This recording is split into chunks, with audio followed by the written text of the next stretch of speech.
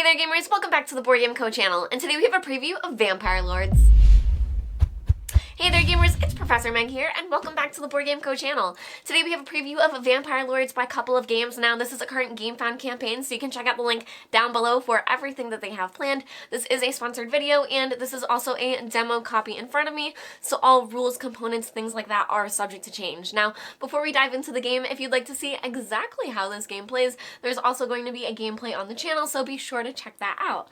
Now, Vampire Lords is going to be set in 15th century Romania, where players are going to be playing as different vampire lords, such as Dracula himself, and it's going to be a mostly competitive game that is area control mixed with deck building. Now, I say mostly because in a 4-player game, you're also able to win by alliances, because throughout the game, players are trying to take over villages, but ultimately towns. The towns are going to be your victory condition, and as you can see here, there are only so many available, so players are trying to take these over, and if you are able to do so, you're trying to take over 5 of them, or 8 with an alliance, and if you're able to do that, you'll ultimately win the game that round. But if not, then play is going to last 4 rounds through these 4 different moon phases, and then after that, whoever has the most towns is going to win the game.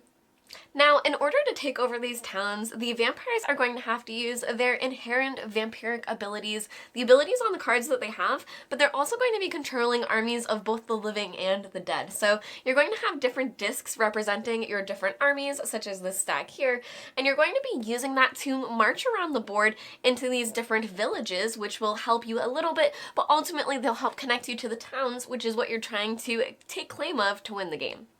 Now, the game is currently set up for 3 different Vampire Lords, and the setup is going to vary depending on the number of players that you have. So you can see that these are towns and these are villages, but some of the towns are converted to villages with these tokens here based on the number of players and which ones should be blocked off. So as you can see, where players want to have control of at least 5 towns, they're going to have to take over areas from other players, and there aren't enough towns for all players to just be able to get 5. Now, there are 4 rounds in the game if the game end isn't triggered early, which is when a player during the dawn phase would have control of 5 towns, or 8 in an alliance in a 4-player game, but this is going to dictate how many cards are drawn that round for each player. So I'm going to go through all of the phases, but just know when looking at the board, you're going to be able to anticipate how many cards you're going to be drawing that round based on what round is coming next. Now, the first phase each round is going to be diplomacy. So in a 4-player game, you are able to try to be a little bit diplomatic and form an alliance with other players. Now, when you do so, you do have these ability cards that you have from your Vampire Lord, and regardless, you are going to be playing these throughout the game, but when you form an alliance, you trade these, giving players access to your special abilities and gaining something that they have as well, because these are all unique based on your Vampire Lord. Now, forming these alliances do provide benefits for you, such as not attacking each other, which I think just makes sense, but also you're able to march through players' areas and perhaps come to aid as well. So forming alliances can be very strong if you're willing to share the victory. Now, regardless, as I said, players do have these ability cards, and during this phase, you would then play these out. So during the first round, you're going to have 1 in play, and then the second round, you're going to have a second 1 in play, and you always have up to 3 in play. So what I mean by that is the first round, you would choose 1, your second round, you would choose another 1, the third round, you would have a third in play, and then the 4th round you would swap 1 out. Now, if you did form an alliance, that would be one of the ones that you're playing or swapping out during the 4th round, but that's how these would come into play. So for Dracula here, for an example, one of the first ones I think you would put into play is Strategist, and this goes into effect during a battle involving the Lord, which means that your vampire would be in the area, which I'll get into during the battle phase, but it says you may reroll both battle die, which can be very strong because you are rolling a battle die as well as your opponent. So when we get into that phase, you'll see why that might be helpful, but that's something that he would always have in play starting this round. Now, another example that Dracula would have is Impaler. During the market phase, remove any number of your living units, because you have your living as well as your dead units that you're going to be controlling. So as long as you have living ones to be able to remove, for every 2 removed, you're able to gain +3 blood. And cards are either going to cost coins or blood. Those are your 2 currencies throughout the game. So that's a way for you to have flexibility for currency by turning your living into a blood currency for you. Now finally, during this phase, you're going to be able to move your vampires, and when you advance in the different rounds, you will also gain your vampire spawn. So when you have vampires, that would be all of your pieces that you control, and during this vampire movement, you're able to place them into any wilderness. So this is a good time to look at the map. That you can see there are the towns as well as the villages and the roads that connect them, but the spaces in between are wilderness, and that's where your vampires as well as your vampire spawn are going to be placed, and they're going to provide a couple things for you, but mostly when they're in a certain area waiting for you, they're going to help contribute to your battle. So they help add strength for you in that instance, but you are also able to send them to the courts that are on the corners of the board, which I'll talk more about later, but just know that this is when you would remove them from that area and bring them back into the wilderness, because players are only able to place in these spots when they're empty. Now, next is the action phase, which is going to be the most important phase of the game. This is where most things are going to be happening, and players are going to be doing that by drawing cards and then playing them for different actions. So, as I said, depending on what round you're on, that's going to determine how many cards you draw. And at the beginning of the game, everyone's going to have the same 4 starting cards, as well as 2 special cards from your Vampire Lord. So, in our deck here, we have 2 cards that are for Vlad himself, but then we have 4 cards that are shared with all other players. So for this round, you are drawing 4, so we'll draw up our 4, and then you're going to be able to use these to perform different actions. So all of these cards are going to have a symbol on this side, and any of your starting cards also have a 0 cost, whereas I said cards you're gaining now are either going to cost you a blood or gold, but you're going to be playing these cards either for the icon at the top, which is going to trigger certain actions for you that everyone has access to those same actions, or you're going to be using them for the red banners at the bottom. Now, these cards, which have the battle axes, you're going to be able to play during battle, so that is going to be something that's happening during the action phase, and you'll still be playing it from your hand, but cards that aren't like that, you're going to be using for their red ability or for the tag at the top. And then additionally, a lot of these cards are all going to have abilities that will happen when you trash them, when you sacrifice them. So these are going to be sent to a shared graveyard when they're sacrificed, and you can trigger an ability. But again, some of those cards that you're going to purchase are going to have purchase abilities instead. So that means when you acquire it, you're going to have something special happen for you then. Now, before I get more into the cards, players are each going to play a card either for their icon ability or for the action that they're trying to do, and then play will proceed to the next player. So you'll be playing one at a time until you've played as many cards as you would like. And when this is happening, the player that is the first player, if they choose to pass, nothing will happen. But the next player to choose to pass, whether or not the first player has passed or not, the next player that chooses to do so will become the next first player and be able to purchase first during the market phase. So choosing not to play cards may be part of your strategy if you want to pass early and then hopefully take that first player marker from another player because there's something that you really want to purchase for the next round. Now, taking a look at our cards here, if we chose to play this one for its icon ability, we would be able to do an army activation. And with that, you have to choose one of 2 actions, and the first one is going to be recruit. So when you recruit, it has to be living units. So you'll take these units here and you add them to your ancestral castle. So if this is Vlad, who is the green player here, we would add these units over here to our ancestral castle. Now, instead, if we chose not to do that, we could instead march our army. So when you're marching, you're able to move your army up to 3 spaces, and you're going to start owning certain locales, which is going to be your towns and villages. So you can see that the green player does own this town over here, and as they start owning certain villages, they're going to have these tags placed, which I'll get to in just a second. But when you're marching, you're going to be able to march through your areas, or you'll be stopped by a neutral army, or you may be stopped by an opponent's army. Now, if you walk through an opponent's village that is not protected, you are able to take ownership of it. However, towns will be protected with a strength of 1. So you will still have to have a battle if you try to take over a town that is owned by another player. But if you're walking through their villages, you are able to take ownership of that. Now, for example, we would be able to move from our ancestral castle over to this town that we occupy, and then we would be able to move one more time over to this village over here. Now, this would initiate a battle, so to show you what a battle would look like, 3 living units for a neutral army would show up here because there are still some living for you to interact with. So that would happen, and then the battle dice would be rolled. Now, these are only going to have a 1, 2, or 3 on it, so it's not absolutely devastating, and you can be very strategic when you choose to move into certain areas. So when you are attacking other players, they will have battle cards that could potentially disrupt your plans and really change things and surprise you, but when you're attacking the neutral armies, you can bet on what can happen. So in this instance, whichever player has the most dead units, which is us, is going to roll the black die, and then the other side will roll the white die.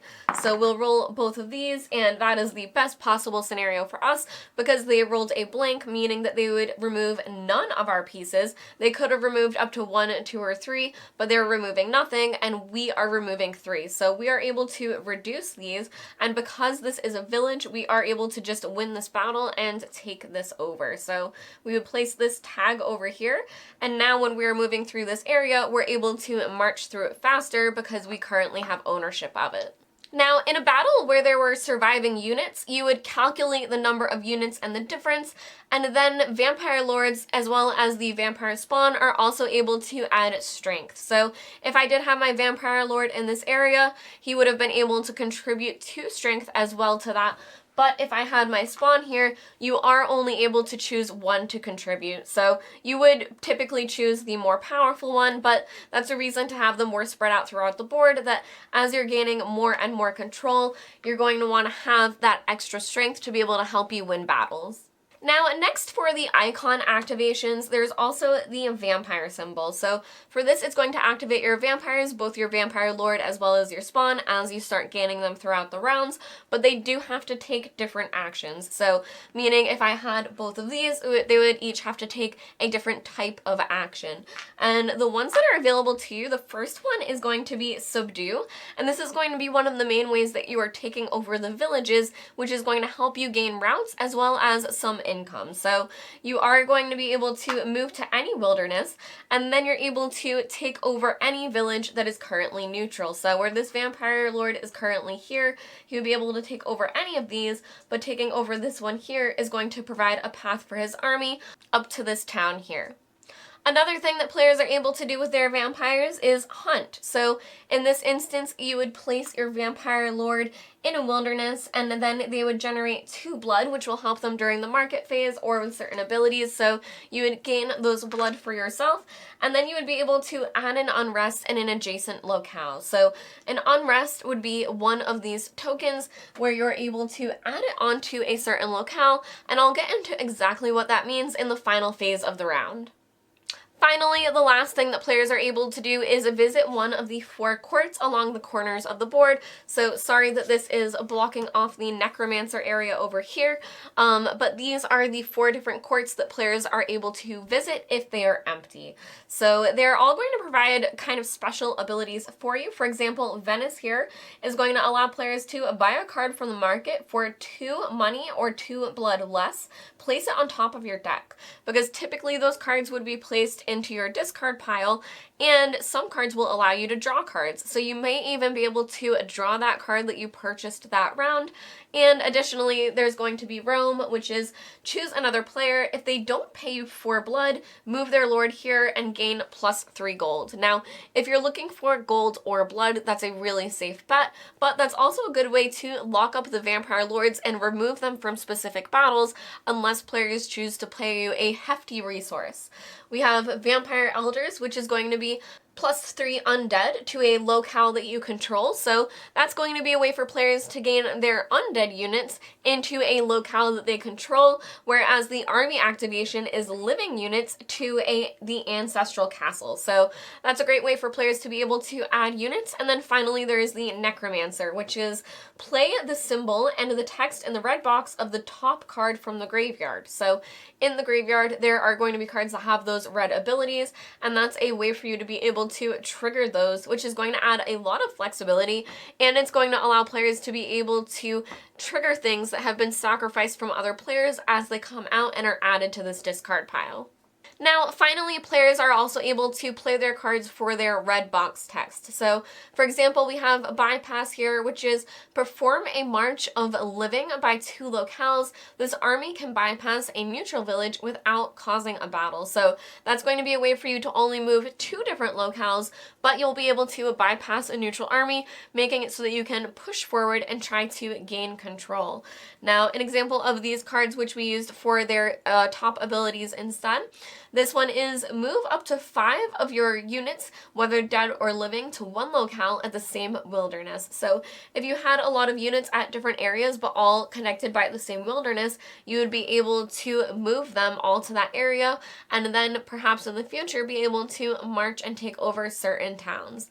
Now, another one here would be -2 living from any locale. So that's going to be a way for you to be able to send your bat swarm to just attack a living locale somewhere and take out units from another player. Now, as I said, you are able to sacrifice cards and they'll give you different abilities as well. So for example, this one is gaining you 3 blood, which you'll use during the market phase.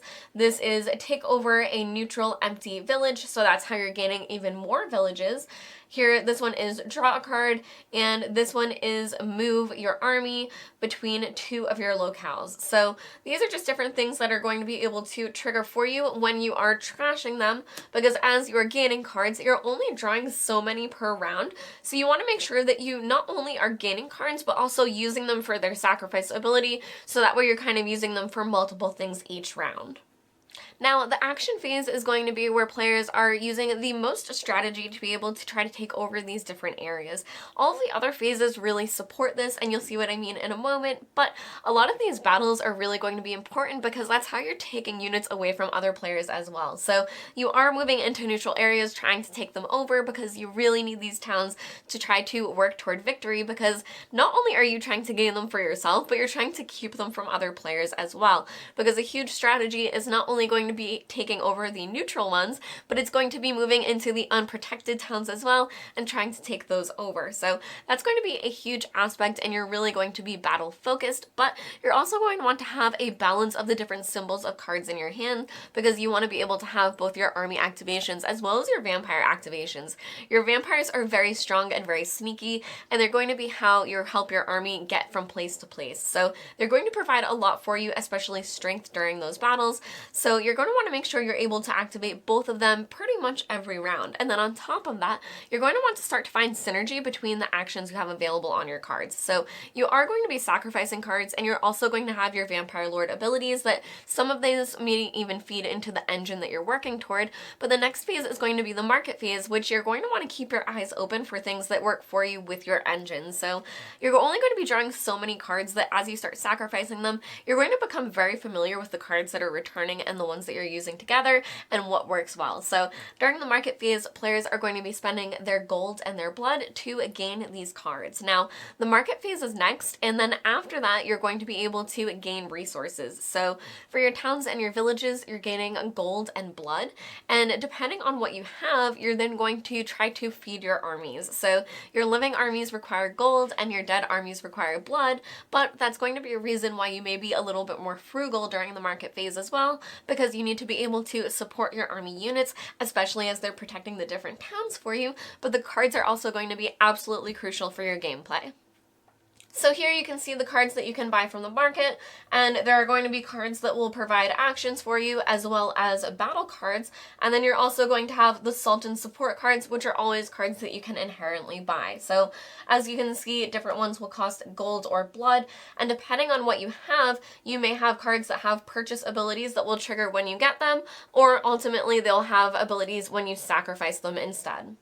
So as I said, after that, players will go through the harvest and upkeep phase, and you're going to gain 2 blood for your ancestral castle, as well as 1 blood for each village, representing that you're kind of skimming off these little villages. But then you're also going to gain 2 gold for your ancestral castle, as well as 2 gold for your towns, because they're providing a more prosperous venture for you. So you are going to gain your blood and your gold after your market phase, and then you're going to have to pay your different armies respectively.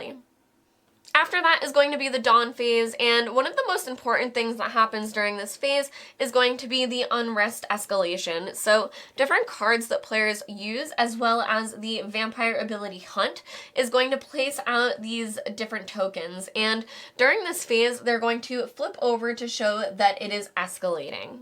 So the flame on one side shows 1 unrest, and the flame with 2 flames inside of it is going to be 2 unrest, but during this phase, the moment that a player would have 3 unrest instead, it would instead dissipate and then spread. So in this instance, this would now become a neutral area, which wouldn't be great. As you see, it's just the beginning of the game, so there aren't many areas taken over. But then after that, the unrest would spread to the neighboring locales. Now, when unrest spreads to a neutral location, it instead would become 1 neutral army unit. So it's going to start being able to stack army units around, and unrest is going to provide buffers for you between other players, because this is going to add an army unit as well as 3 when that player moves into there as well. So that's going to be a way for you to add even more to those different areas, but otherwise that unrest will spread to an area that a player controls, which can then ultimately be lost as the unrest increases.